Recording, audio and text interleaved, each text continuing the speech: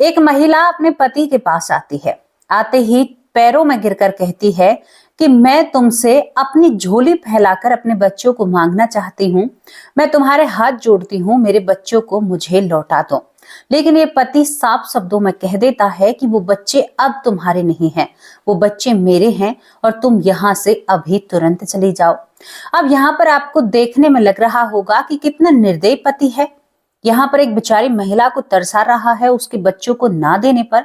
लेकिन मैं दूसरे ही पल आपसे कहूं कि वो महिला इस दुनिया में नहीं थी। मरने के बाद वो अपने पति से बच्चों को मांग रही थी और पति केवल अपने बच्चों को बचाने की कोशिश में दोस्तों उसके साथ जो जो घटता है ना, वो बहुत ही डरावना था। उसकी पत्नी जो मर चुकी थी, वो क्यों अपने बच्चों को लेने के लिए आती थी? क्या एक माँ का दिल ऐसा हो सकता है? क्या वो सच में ही बच्चों को ले जा पाती है? क्या अपने साथ उन बच्चों को ले गई या नहीं ले गए? जब आप आगे जानोगे तो आपकी आंखों से आंसू टपकने लगेंगे। इतनी दर्द भरी कहानी है। अब यहाँ पर एक आत्मा से सवाल बनता है कि बच्चों का क्या कसूर था? क्या तुम उनकी माँ हो तो यही उनका कसूर है? ये पूरी घटना बड़ी रोचक और बड़ी ऐसी है कि कुछ मरने के बाद की भी जानकारी और कुछ अपने जो लगते हैं ना जीते जी ये हमारे अपने हैं, मेरे हैं, मैं इनका हूं, वो भी ऐसा कर गुजर जाते हैं। तो जब यहाँ पर आंखों के आगे थोड़ी सा धुंधलापन छाने लगता है। दोस्तों बड़ी रोचक घटना है, इसको आप जानोगे तो आपको बहुत कुछ हासिल होगा। आज की घटना हमें यहाँ पर दिल्ली से सावित्री जी ने लिखकर भेजी है। सावित्री जी अपने दिल का दर्द बताती हैं, रोती हैं और कहती हैं कि जिंदगी में कभी सुख नहीं देखा। जो बच्ची बिना माँ बाप के, बिना माँ के पली बड़ी हो, उसने क्या सुख देखा होगा। वो कहती हैं कि मायका मायका सा नहीं लगता है माँ के बिना। आज वो शादीशुदा है, अपने बच्चों के साथ हैं, लेकिन वो कहती हैं कि मैंने कभी वो जीवन नहीं जिया जो लोग जीते हैं या बेटियां जीती हैं। क्या है दुख सावित्री जी का? वो कहती हैं कि मेरे जो मायका है वो हरियाणा में है और वो अपनी माँ के बारे में कुछ कहानी विस्तार से बताती हैं। सावित्री जी कहती हैं कि मेरी माँ का नाम धर्मवती था, मेरे बाबा का नाम मानव था। मेरी माँ बहुत खूबसूरत थी, बहुत सुंदर थी और हम अपनी माँ के 5 बच्चे थे, यानी 2 बहनें थी हम और 3 भाई थे क्योंकि पहला भाई था और उस भाई से पहले मैं थी, फिर भाई था, फिर यहाँ पर बहन हुई और फिर 2 बच्चे, यानी एक साथ में 2 लड़के होते हैं। ये कहती है कि हम बहुत खुशी और सुखी परिवार में थे, जिंदगी में कोई गम नहीं था। मेरी माँ बहुत मेहनती थी और मेहनत से मेरी माँ और बाबा ने गांव में सबसे प्यारा और सबसे खूबसूरत घर बनाया था जब हम छोटे थे।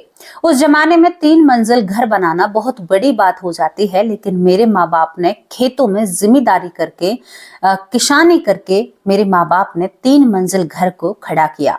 हमारा परिवार समृद्ध था। दोस्तों यहाँ पर मेरे मम्मी पापा का सपना था कि हम इस कार्य को कर कर सुखी और यहाँ पर हंसी खुशी रहेंगे अपने बच्चों के साथ। लेकिन वक्त को कुछ और ही मंजूर था। मेरी जो दादी होती है वो थोड़ी सी कड़क स्वभाव की होती हैं।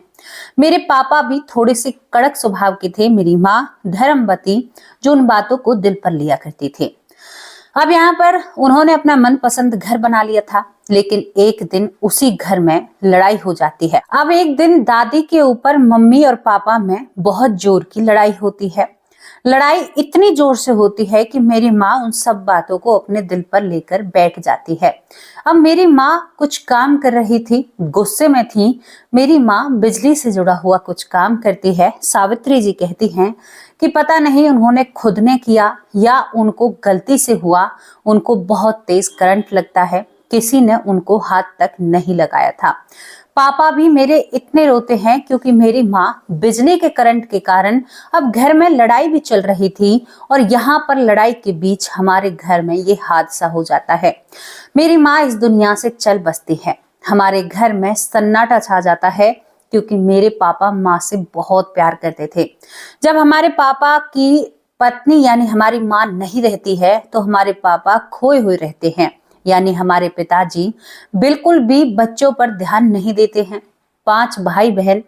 यहाँ पर दोस्तों मेरी बुआ बहुत ही सपोर्ट का यानी हमारा साथ का काम करती है। 2 छोटे भाई जो एक साथ पैदा हुए थे, उनको हमारी बुआ जो होती है अपने साथ अपने घर ले जाती है। उनका पालन पोषण करती है। यहाँ पर कुछ वक्त बीतता है तो मेरे पापा इस दुनिया से जाने की बात करते हैं। कहते हैं कि मैं धर्मवती के साथ जाना चाहता हूँ, मैं इस दुनिया में नहीं रहना चाहता, मैं अपनी पत्नी के बिना जीवित नहीं रह सकता। मैं उस वक्त तक समझदार थी। दादी हमको पालने लगती है, 2 बच्चों को भुआ ले जाती है, 2 भाइयों को और तीसरे भाई को भी ले जाती है। हम दोनों बहनों को दादी के पास छोड़ा जाता है, क्योंकि भुआ 2 बच्चों की जिम्मेदारी उठा सकती थी, अब सबको तो नहीं ले जा सकती ना। हम दोनों बहनें यहाँ पर अपनी दादी के पास रहते हैं और 3 हमारे भाई जो भुआ के पास रहते हैं। हमारा बंधा हुआ परिवार बिखर चुका था, रिश्तेदार मदद कर रहे थे, भुआ मदद कर रही थी, लेकिन मैं अपने मन ही मन माँ को कोसने लगती हूँ। माँ, आपने सही नहीं किया। क्या आपको हम नजर नहीं आए? कोई बड़ी लड़ाई नहीं थी, सब मेरी आंखों के सामने था। इतनी बड़ी लड़ाई नहीं थी जितना माँ ने उस चीज को अपने दिल और दिमाग पर ले लिया था। कुछ दिन बीतते हैं तो मैं सुनती हूँ, क्योंकि बाबा भी वहीं पर सोया करते थे, माँ और मैं यानी मेरी दादी और मैं वहीं पर सोते थे, छोटी बहन भी वहीं पर सोती है। तो मेरे जो पिताजी हैं या मेरे पापा, जिनसे पापा भी कहते हैं, वो किसी से बात करते हैं और दादी को भी सामने बात करने वाले की आवाज आती है। वो कहता है, धर्मवती, मैं तुम्हारे बिन जीवित नहीं रह सकता, तुम मुझे छोड़कर कैसे जा सकती हो। अब यहाँ पर वो कहती है, हमारी जो माँ होती है हमें सुनाई नहीं देता है, लेकिन हमारी दादी को सुन रहा था। वो कहती है कि मैं बच्चों को लेने के लिए आई हूँ, मुझे मेरे बच्चे लौटा दो, मैं सारे बच्चे लेकर जाऊंगी। यहाँ पर मेरे पापा कहते हैं कि ऐसा कैसे हो सकता है, तुम मर चुकी हो और बच्चों को कैसे ले जा सकती हो। दोस्तों, यहाँ पर तभी पापा कहते हैं कि तुम्हारा चेहरा कितना डरावना है, तुम ऐसा कैसे कर रही हो। यहाँ पर यह कहता है कि जो मानव होता है वो अपनी पत्नी को देखकर डर जाता है। तभी यहाँ पर हमारी जो दादी होती है वो एक चप्पल उठाती है और उसके पीछे भागने लगती है, मेरे बेटे को परेशान कर रही है मरने के बाद भी। और यहाँ पर कभी कभी अब यहाँ पर जो मानव है वो अकेला सोने लगा था। क्यों सोने लगा था? क्योंकि हम सब डर गए थे कि हमारी माँ भूत बन चुकी है। दोस्तों, हमारी माँ हर रोज घर की तीसरी छत पर रात को घूमा करते थे। पड़ोसी, क्योंकि घर में सबसे ऊंचा गांव में घर था उस टाइम पर, पड़ोसी कहते हैं कि तुम्हारी छत पर कोई महिला है जिसने जो घूम रही है, हमें लगता है कि तुम्हारे घर की जो तुम्हारी बहू है वो अभी इस घर से गई नहीं है। हर पड़ोसी यही बात करता है। अब 5 बच्चों को संभाल कर रखने वाली बात थी, लेकिन यहाँ पर धर्मवती अपनी ननद के वहां पर भी पहुंच जाती है, अपने बेटों में से अपने बेटे को लेने के लिए अपनी ननद से बात करती है। कमाल की बात थी, ये किसी के भी समझ में नहीं आ रहा था कि ये सब कुछ क्या चल रहा है। धर्मवती अपनी ननद से कहती है, मुस्कुराती है, और जिन कपड़ों में वो आखिरी वक्त थी, यानी सर पे दुपट्टा और कमीज और पेटीकोट, आप समझते होंगे, एक पहनावा है हरियाणा का। यहाँ पर वो अपनी ननद से कहती है कि मैं अपने बच्चों को लेने के लिए आई हूँ, मैं इन्हें जीवित नहीं छोड़ सकती। यहाँ पर ननद भी ये कहती है कि अब तुम हमारे घर का हिस्सा नहीं रही हो, तुम मर चुकी हो, तो बच्चों को कैसे ले जा सकती हो, और क्या हम तुम्हें बच्चों को दे देंगे। अब वो भाई की तरफ से भी और बहन की तरफ से भी इस जवाब को सुनकर ननद को जवाब देती है, कहती है कि सुनो मेरी बात, बच्चों को तो मैं लेकर जाऊंगी और 5 बच्चों को लेकर जाऊंगी। बच्चों के अंदर डर बैठ जाता है, क्योंकि रात को वो बच्चे जो करीबन 8-9 महीने के थे, वह छोटी उम्र में थे, जिनको ननद पाल रही थी, वो बच्चे रात को उठकर मामा चिल्लाने लगते हैं। यानी अब वो महिला बच्चों को भी नजर आ रही थी।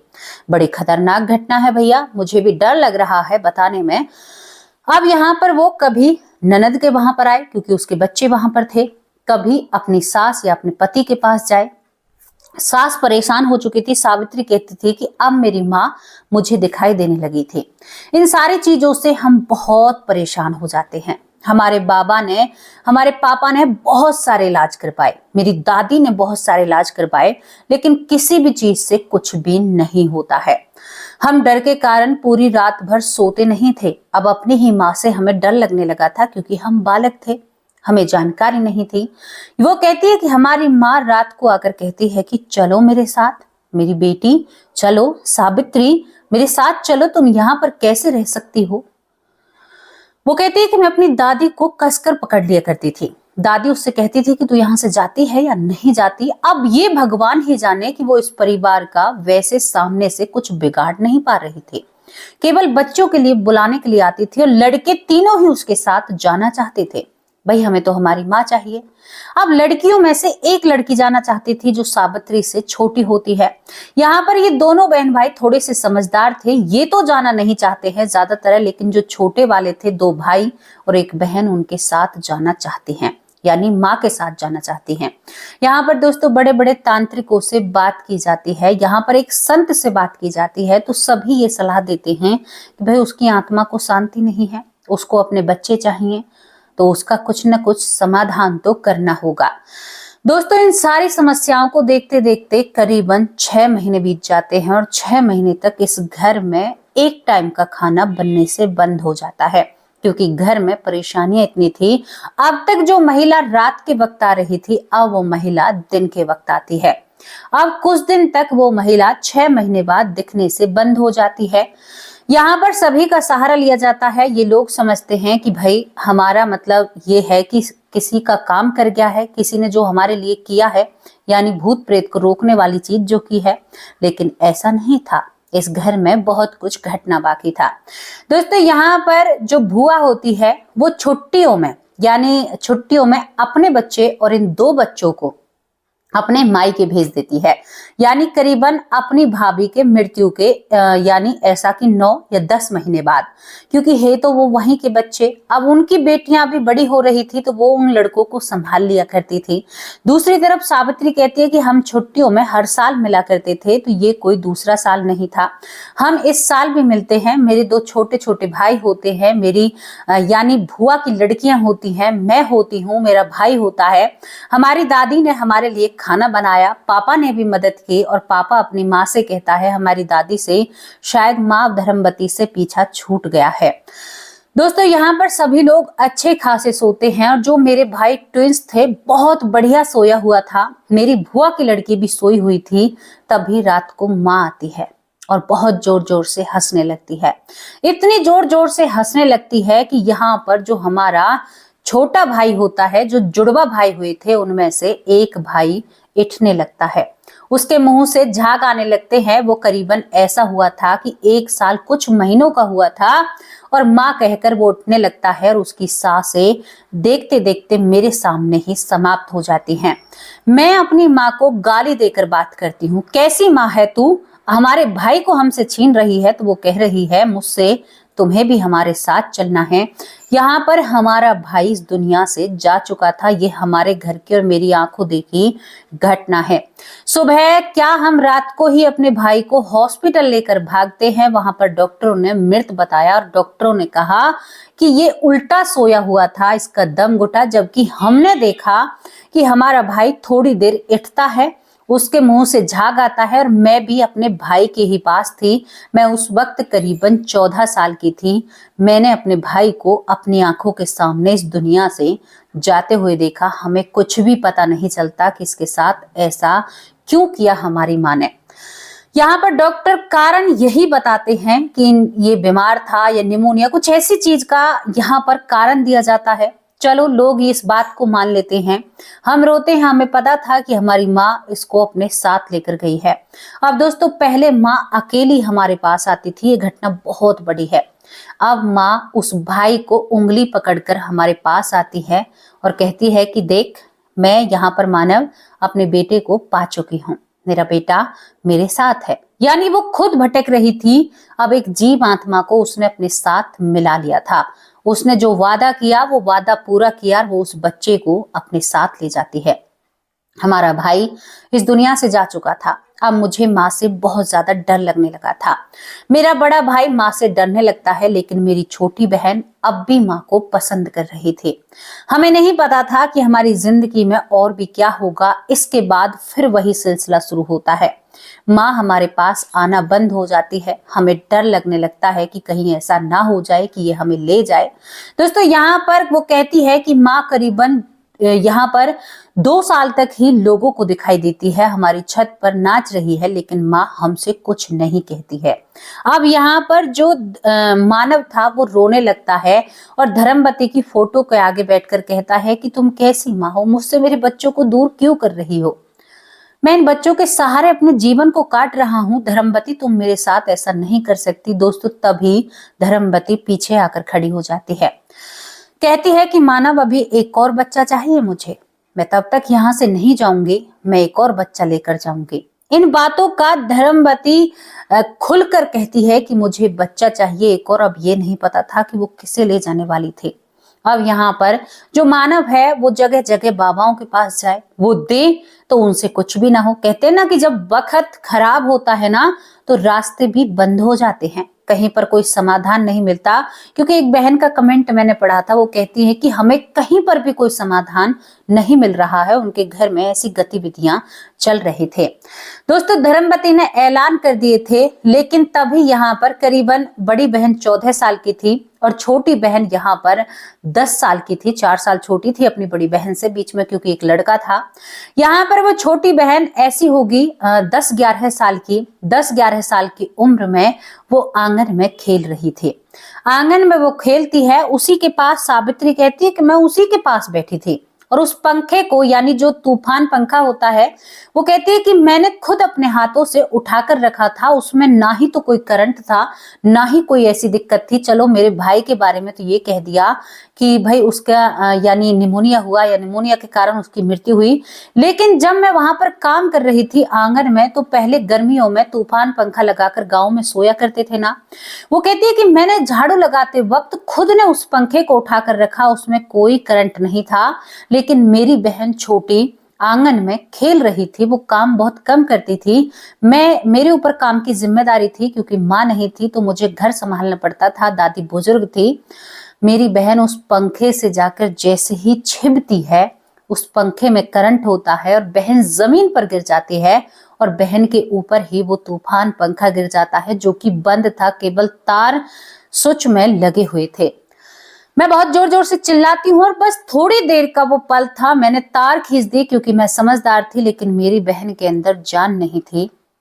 मेरी बहन इस दुनिया से जा चुकी थी। मैंने माँ को गाली दी, माँ तुम मेरी बहन की बात कर रही थी, तुम इतनी निर्दयी कैसे हो सकती हो, मेरी बहन को कैसे ले जा सकती हो। उस दिन से माँ से मेरी आत्मा कटने लगी। माँ नहीं रही है अब, माँ मुझे समझती नहीं है। सावित्री कहती है कि माँ के प्रति एक घृणा सी मन में भरती है। मुझे पता है वो लगाव के कारण कर रही है, मेरी माँ है, लेकिन मुझे दुख होने लगा। यहाँ तक कि वो मेरी बुआ को भी परेशान करती है उन बच्चों के लिए, क्योंकि अब बुआ के पास 2 लड़के थे, वो उन्हें भी लेने वहां पर जाती है, लेकिन बुआ बहुत डटकर माँ का सामना करती है। हमारी बुआ ने हमारी बहुत मदद की उस हालात में जब हम बिल्कुल बेसहारा और असहाय थे। मैं अपनी माँ को गाली देने लगती हूँ। मैंने अपने पिता से कहा कि जल्दी से जल्दी कुछ भी कराइए, वरना हम तीनों बहन भाई अब नहीं बचेंगे। 2 लोग जा चुके हैं।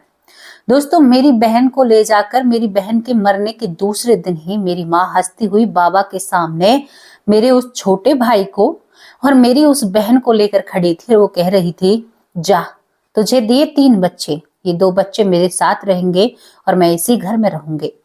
ये कहती है कि मेरी बहन के 12 दिन शोक सभा जो चलती है, उसके बाद मेरे बाबा अब बहुत दूर दूर तक घूमते हैं और किसी एक महान संत ने कहा कि तुम अपने घर में भागवत कराओ, वो आत्मा तभी शांत हो पाएगी। हमने बहुत कुछ चीजों को ट्राई कर लिया था। 3-4 सालों के अंदर हम इतने दुखी और परेशान हो चुके थे, लेकिन हमें कहीं से कोई आराम नहीं पड़ा। लेकिन जब मेरे पिताजी ने भागवत कराई, मेरे पापा ने, उसके बाद हमें माँ दिखने से बंद हो जाती है।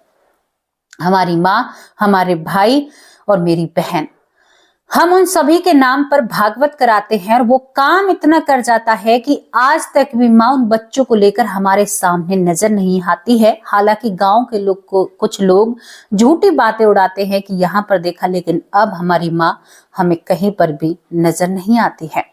आज मैं अपने बच्चों की माँ बन चुकी हूँ। मुझे पता है कि माँ बनने का सुख और दर्द क्या होता है। मैं सब कुछ समझती हूँ, लेकिन मैं एक दुनियादारी के हिसाब से बता रही हूँ। मेरी माँ धर्मवती ने जो किया वो सही नहीं किया, क्योंकि माँ के ऐलान थे बुआ से भी और पापा से भी कि मैं अपने 3 बच्चों को और लेकर जाऊंगी, लेकिन आखिर में वो कहती है कि अब मैं इन बच्चों को तुम्हें देती हूँ। लेकिन हमने माँ की शांति के लिए और माँ के मन को सुकून देने के लिए यहाँ पर भागवत पाठ अपने घर में कराया साप्ताहिक, और हमारी माँ को उसी चीज से आराम लग जाता है। दोस्तों, हमारी माँ उसके बाद दिखाई नहीं देती है। फोटो देखकर हम बहुत रोते हैं, क्योंकि उन फोटोओं के साथ हमारे 2 घर के सदस्यों की तस्वीर जुड़ जाती है। छोटे भाई जो सोता सोता ही इस दुनिया से चला जाता है, बहन जो खेलती खेलती आंगन से विदा हो जाती है। हम समझ ही नहीं पाते हैं कि ये क्या हुआ हमारी जिंदगी में, और ऐसा क्यों हुआ। क्या ऐसी खतरनाक चीजें भी होती हैं?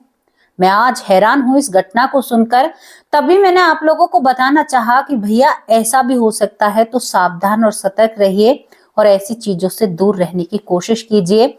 यहाँ पर वो कहती हैं कि मैं खुद गवाह हूं इन चीजों की। मैं खुद ने ये सारी चीजें महसूस की हैं। मैंने अपनी माँ को मरने के बाद कई बार देखा है। कई बार मेरी माँ भुआ को नजर आ चुकी है, और कई बार मेरी माँ मेरी दादी को, मेरे पापा को, बाकी वो और किसी को नजर नहीं आती थी। कई बार उन्होंने हमारे सामने रहकर वक्त गुजारा है। हमने कई बार अपनी माँ को आंगन में घूमते हुए देखा है, उन्हीं कपड़ों में जिन कपड़ों में आखिरी वक्त वो होती हैं। दोस्तों, खुद भी वो करंट के कारण इस दुनिया से गई थी, और उन्होंने अपनी बेटी को भी इसी कारण इस दुनिया से दूर कर दिया। ये थी वो कहानी जहां पर मरने के बाद एक माँ रोज अपने बच्चों को अपने पति से मांगने के लिए आया करती थी। 6 महीने तो वो रोज रात को अपने पति के पास आती थी, मुझे मेरे बच्चे चाहिए, तुम्हारे पास नहीं छोड़ सकती। और वादा लिया था, ये बात तो आपको बताने भूल गई। सावित्री कहती है कि मेरी माँ ने, मेरे पिता मानव से धर्मवती माँ ने कहा कि वादा करो दूसरी शादी तो नहीं करोगे। यहाँ पर मरने के बाद ये वादा पूरा किया गया था। यहाँ पर मानव ने कहा कि मैं जीवन भर शादी नहीं करूंगा। वो कहती है कि मेरे पापा अब हमारी शादी करके हमारे बच्चों को देखकर इस दुनिया से गए हैं। वो भी बीमार होकर गए थे, लेकिन उन्होंने भरी जवानी में वो बिना पत्नी के रहे, और उनके बाद उन्होंने हमारी खातिर शादी नहीं की, क्योंकि दूसरी जो स्टेप मदर आएगी वो जाने कैसे इस परिवार को रखेगी। तो दोस्तों, एक घटना हमें बहुत अच्छी लगी। इस घटना में रूह की वो बातें जानने को मिली, आत्मा की वो बातें जो बिना शरीर के इस दुनिया में घूम फिर सकती है, चल फिर सकती है। इस पर हमने बहुत सारी बातें की, लेकिन हैरानी की बात कि बच्चों को साथ ले जाने की बात हो रही है, और लेकर भी गई। 2 बच्चों को ले जाती है। बड़े दुख के साथ इस घटना का हमें अंत करना पड़ रहा है। अब आप लोगों से मैं विदा लेती हूँ, और ये डरावनी सी घटना आपको कैसी लगी अपनी राय कमेंट बॉक्स में लिखकर जरूर भेजना। शाम को हाजिर होंगे एक सच्ची अच्छी स्टोरी के साथ। दोस्तों, इन घटनाओं को ज्यादा से ज्यादा शेयर कीजिएगा, ताकि लोगों में जागरूकता, लोगों में वो सारी चीजें आंखों से हटे जो चीजें उनकी आंखों पर पड़ी हुई हैं। शाम को हाजिर होंगे एक सच्ची अच्छी स्टोरी के साथ। तब तक के लिए नमस्कार, जय हिंद, जय